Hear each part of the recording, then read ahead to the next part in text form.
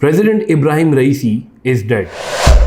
19 मई की शाम को उनका हेलीकॉप्टर क्रैश कर गया, जिसके बाद एकदम से मिडल ईस्ट के पूरे सफ़ेर के अंदर एक तहलका मच गया।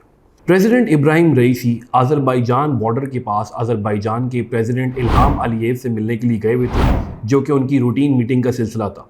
वहाँ से वापसी पर उनका हेलीकॉप्टर एक बहुत बड़े तूफान में फंस गया, जिसके बारे में बाखबर ज़राए का कहना है कि वो एक पहाड़ से टकरा कर क्रैश कर गया। इब्राहिम रईसी एक बहुत पावरफुल प्रेसिडेंट थे जो 2021 में पावर में आए थे, जिसकी वजह से मिडल ईस्ट और ईरान का पूरा मंजरनामा बदल चुका था। इब्राहिम रईसी एक रिलीजियस हार्ड लाइनर के तौर पर जाने जाते हैं और आजकल जो ईरान के हालात चल रहे हैं, जिसमें इजराइल के साथ इन्वॉल्वमेंट और दूसरे जीसीसी ममालिक के साथ रवाबित के सिलसिले में इब्राहिम रईसी का बहुत बड़ा रोल था। पिछले दिनों पाकिस्तान के विजिट पर भी इब्राहिम रईसी ने आकर इंटरनेशनल लेवल पर एक बहुत चौंका देने वाली न्यूज़ प्रोवाइड की थी। अमेरिकन प्रेसिडेंट जो बाइडेन ने भी इस मौजू के ऊपर कड़ी निगाह रखी हुई है और चाइनीज़ स्टेटमेंट भी ये आती है कि उन्होंने कंसर्न्स का इजहार किया।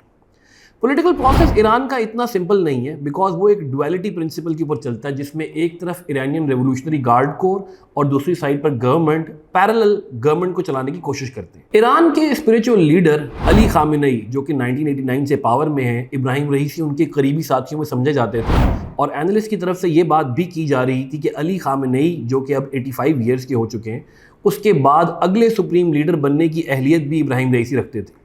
सो रिलीजियस तबकों में और मॉडरेट मुस्लिम्स में दोनों में अपनी अच्छी सपोर्ट रखते थे और ईरान की सिचुएशन अब एक काफ़ी कॉन्फ्लिक्ट का शिकार हो जाएगी। इस क्रैश में फॉरेन मिनिस्टर ऑफ ईरान, जिनका नाम अमीर अब्दुल्लानी है, वो भी इंतकाल फरमा चुके हैं। इस टाइम पर ईरान की गवर्नमेंट मोहम्मद मुखबर के पास है, जो कि वाइस प्रेसिडेंट ऑफ ईरान भी हैं।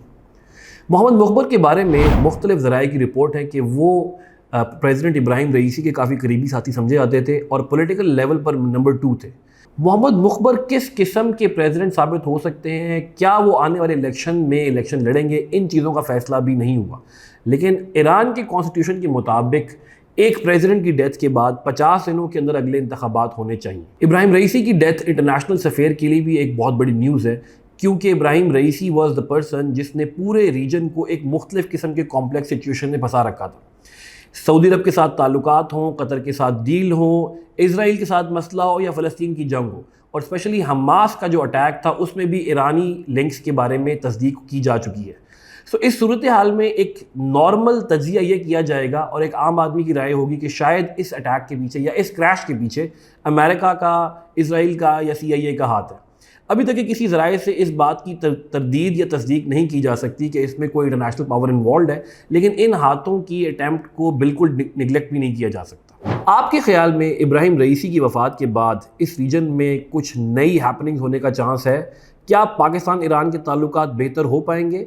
इजराइल के साथ नए लेवल की कॉम्प्लेक्सिटीज़ ओरिजिनेट हो सकती हैं, या किंगडम ऑफ सऊदी अरेबिया के साथ कुछ नए अलायंस बनने की तौफीक है? नीचे कमेंट्स में हमें ज़रूर बताइएगा।